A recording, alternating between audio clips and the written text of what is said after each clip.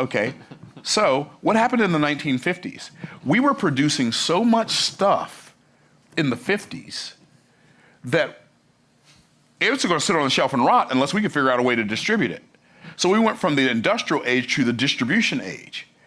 And so now, people who owned outlets own the wealth. And so you have people like Sam Walton, you have Kmart, Sears and Roebuck, JCPenney, all of the five and dime stores, all of these stores, people created locations for outlets. Those are people who own the wealth. And Sam Walton became the wealthiest of all of those because he optimized owning a store, right?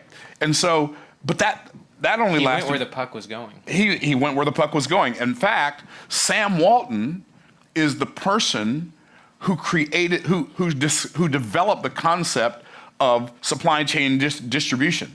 Like, he went into IBM and hired like software engineers to design software that would tell him when Walmart was almost out of toothpaste and track where everything was in the supply chain. It's mind-blowing how far advanced he was, which is why when he died, he was more than 6 times richer than Bill Gates. Like, when he died, Bill Gates became the wealthiest person in the world. His wife and children became the 2nd, 3rd, 4th, 5th, and 6th wealthiest people in the world. That's how rich Sam Walton was, okay? Because one of the things wealth is easy to create if you create it in the era that exists and stop attempting to make a living in the past. Henry Ford became one of the richest men in the world because he created his wealth during the industrial age, right? Sam Walton became wealthy because JCPenney became wealthy because they created their wealth. Rich DeVos, the founder of Amway, department stores, malls, infomercials, network marketing, direct sales, all of those things became really viable opportunities in the distribution age, which lasted from like 1952, 1954 to 1978. And in 1978, something was created that changed the world. What was it? The personal computer. And we went into the technology age. And in the technology age, tech know-how equaled wealth. And some of you are old enough to remember in the 1980s, everybody wanted to go to school to become a computer programmer. Why?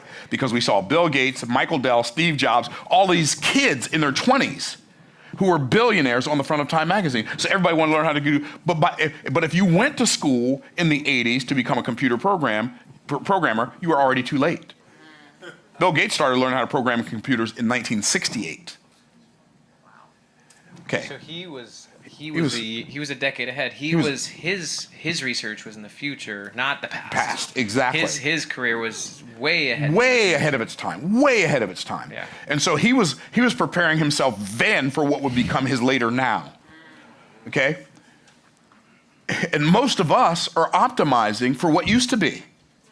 I say us, but I mean most people are optimizing their lives they're preparing themselves to earn a living in a world that no longer exists.